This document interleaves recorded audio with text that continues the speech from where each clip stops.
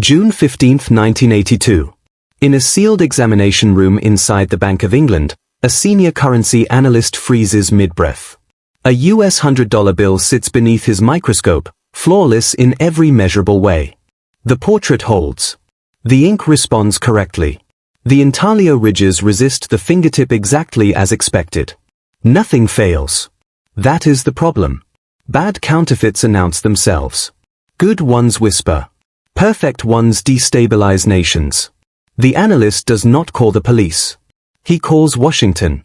Within minutes, a sealed diplomatic pouch is prepared, and a quiet warning begins its journey across the Atlantic. Somewhere, far from this sterile room, a printing press is running in silence. Somewhere, a man is watching green ink dry, confident the world will believe what it sees. This is not a story about money. It is a story about trust, and how close it came to collapse. The U.S. Treasury assigns the case to Eleanor Shaw, a veteran investigator who understands that currency is not paper but choreography. She studies the bill and feels unease settle in her chest. Counterfeiting usually leaves fingerprints, sloppy alignment, weak paper, timid ink. This leaves nothing. Which means it came from a system, not a shortcut. Shaw asks the only question that matters: how many are out there? No one knows. That uncertainty is the threat. Perfect counterfeits do not circulate randomly, they scale. Shaw opens a file without a suspect name, only a working title, unknown Supernote producer. What she is hunting is not a criminal stereotype, but an operator with patience, capital discipline, and an understanding of institutions. Someone who does not hate the system, but understands it deeply enough to imitate it. Somewhere in Europe, Arthur Williams is already several moves ahead. Arthur Williams grows up learning a quiet lesson history rarely teaches directly: authority lives on paper. In post-war Europe, stamps decide survival. Documents decide movement. A signature decides whether a family eats. Arthur watches adults obey ink with more consistency than laws.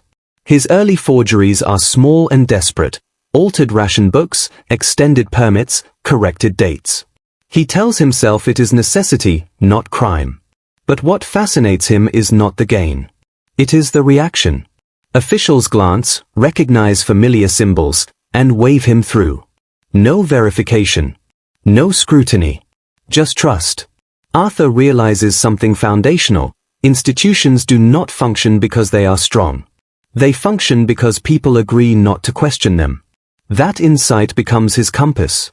He stops thinking like a criminal and starts thinking like an engineer. If belief is the load-bearing wall of society, what happens when someone learns to replicate belief perfectly? The US dollar becomes his target not because it is valuable, but because it is universal. It is accepted everywhere, defended by governments, trusted by markets. The dollar is America's signature, written billions of times a day. Arthur does not rush. He studies. He buys genuine notes to destroy them methodically, cataloging fiber blends, ink behavior, pressure patterns. He learns that the bill is not printed, it is sculpted. Intaglio presses embed authority into texture. Paper composition signals legitimacy before the eye finishes seeing. The dollar is a multisensory object designed to be felt as much as seen. Arthur fills notebooks with measurements and failures. He is not copying art. He is reverse engineering sovereignty. This is no longer about profit. It is about mastery. If he can reproduce the dollar without error, he can reproduce the illusion of stability itself. And if stability is an illusion, then power is negotiable. His basement workshop becomes a laboratory of defeat. Plates fracture. Ink spreads. Paper collapses under pressure. Early attempts look convincing until handled, then fail catastrophically. Cashiers sense something wrong before machines do. Arthur learns the unforgiving rule of currency: perception matters more than accuracy. He studies chemistry, industrial printing manuals, textile sourcing. He visits print houses under false pretenses, watching machines like safe breakers watch locks. When he cannot buy the correct paper, he hunts forgotten mills and abandoned inventories. When ink refuses to behave, he blends pigments like a painter chasing a memory. Progress is measured in microns. Months pass without success. That persistence is what separates him from amateurs. Counterfeiting is easy. Replication is hard.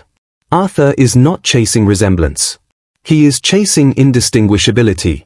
And one night, after years of failure, the bill holds under every test. No difference. No alarm. Silence. Arthur does not celebrate. He tests again.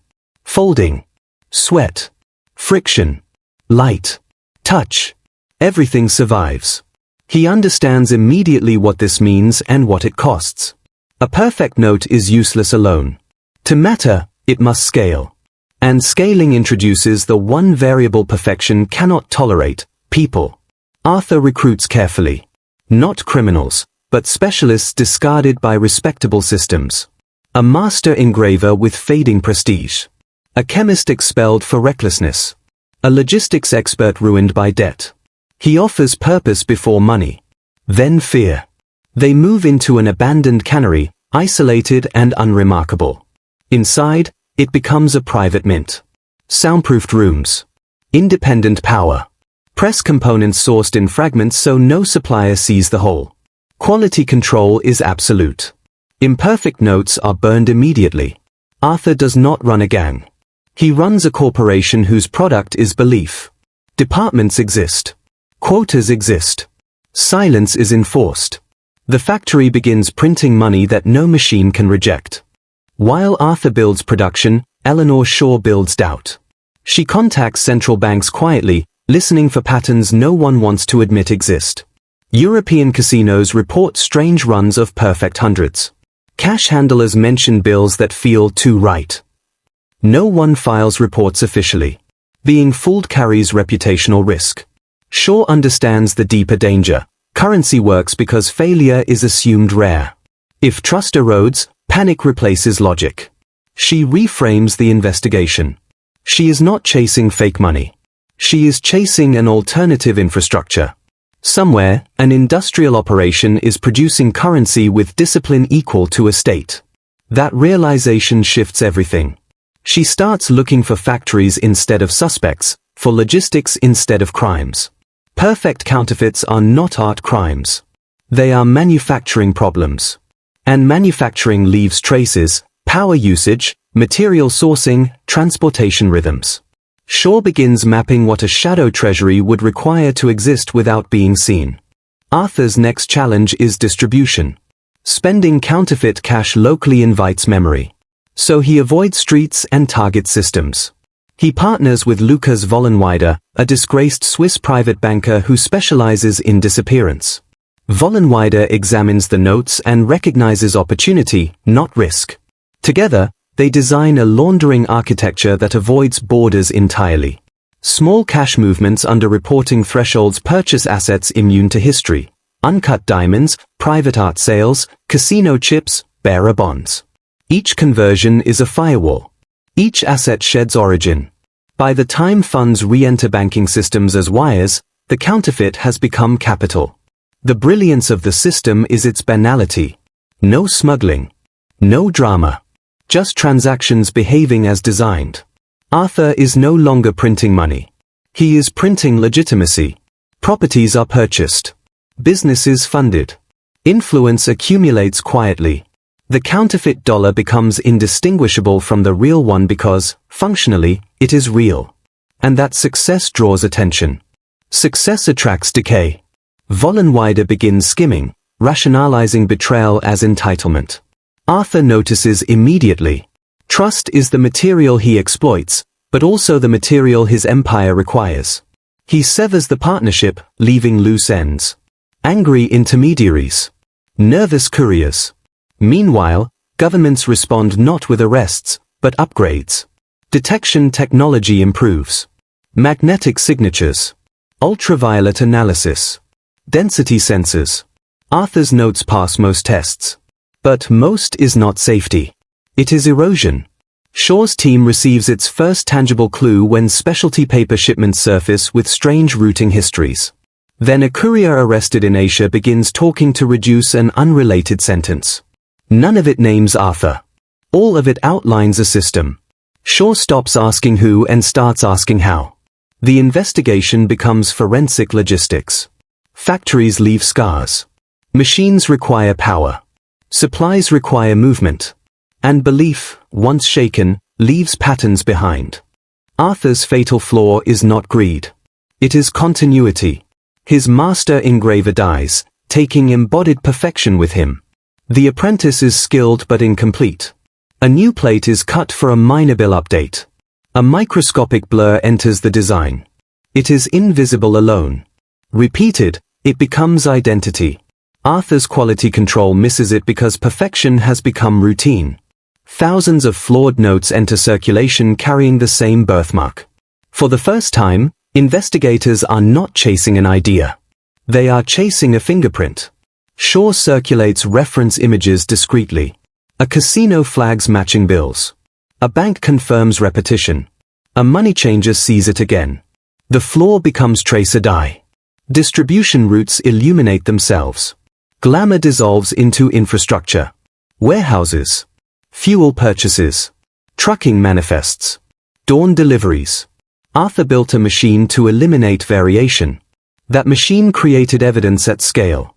The empire does not collapse loudly. It reveals itself quietly. The raid feels less like an arrest and more like an audit. Agents move through the cannery with practiced calm. Presses stand idle. Plates rest like religious artifacts. Fresh notes dry on racks, confident in their authority. Arthur does not resist. He watches, as if observing a process fail for the first time. Eleanor Shaw walks the floor and understands the full truth. This was never a ring. It was an institution. Departments. Shifts. Logs. Redundancy. Burn protocols. The seizure becomes partially classified, not to hide crime, but to hide vulnerability. Admitting the scale would require admitting the dollar can be copied this well. That admission threatens more than markets. It threatens consensus. The official narrative is brief. A counterfeiter was caught. The system held. Internally, the lesson is brutal. Authenticity is not inherent. It is maintained. And maintenance always lags behind innovation. Arthur's capture does not end his influence. It codifies it. Central banks redesign currency not for aesthetics, but trauma response. Color-shifting ink. Security ribbons. Microprinting. Every feature is a scar disguised as progress. The late 20th century dollar evolves because one man proved imitation could outrun authority. Inside finance, Arthur becomes a case study whispered without admiration and without dismissal. He demonstrated that modern money is not backed by gold or law, but by coordination and habit. Break the habit, and law chases reality instead of shaping it. Arthur did not collapse the system. He embarrassed it. And embarrassment triggers reform faster than ideology ever does. His sentence removes his freedom, but his ideas circulate freely in policy meetings and risk models. The system survives, but now it flinches. Every upgrade admits the same truth: security is not certainty. It is delay. The paradox is unavoidable. Arthur Williams is framed as a villain, yet his actions mirror celebrated behaviors elsewhere. Vision. Obsession. Scaling. Disruption. He applied startup logic to sovereignty. The difference was product classification. Had his perfection funded a legitimate enterprise before detection, history might have softened its judgment. Instead, he crossed a line defined by outcomes, not ethics. The system condemns him while absorbing his lessons. That contradiction unsettles bankers more than his crime. He exposed how much finance depends on recognition rather than verification. How often trust substitutes for proof. Money, stripped bare, is a shared story written daily. Arthur learned to write in the state's handwriting. That does not absolve him. But it complicates condemnation. The real discomfort is not that he existed. It is that he succeeded for so long. And that success required no violence. Only patience. Eleanor Shaw retires quietly. Her victory is procedural, not heroic. She understands that the next threat will not resemble the last. Technology democratizes replication. Printing presses become software. Authority migrates from paper to code. But the lesson remains constant. Systems fail where belief is assumed rather than tested. Arthur forced institutions to test belief again. That is his unintended legacy. Not chaos, but vigilance. The public never learns how close trust came to fracture. That ignorance is intentional. Panic is more dangerous than deception. Yet every redesigned bill carries the memory of this near miss. Every new security feature is a silent acknowledgement that authority must now prove itself repeatedly. The world moves on, unaware of how thin the margin truly was. That is the nature of trust. It only matters when it breaks. Arthur spends the rest of his life removed from presses and plates, yet never fully separated from the system he challenged. His work lives on in footnotes, training manuals, and classified briefings. He proved that scale magnifies flaws as efficiently as it magnifies success. The same processes that built his empire exposed it. Consistency became traceability. Efficiency became evidence. In the end, the system did not defeat him with brilliance. It waited for entropy. That is how large structures always win. Not by being smarter, but by lasting longer. Arthur lost not because he was wrong, but because he was finite. Institutions are patient. They can afford to wait for mistakes. Individuals cannot. That asymmetry is the quiet advantage of power. For viewers holding currency today, the lesson is unsettling. The bill in your hand is not valuable because of ink or paper. It is valuable because millions of strangers agree it is. That agreement is maintained through constant performance, design, enforcement, narrative. Arthur threatened that performance by mastering it. He revealed that the greatest risk to a system is not attack, but imitation. Armies destroy from outside. Replicators destabilize from within.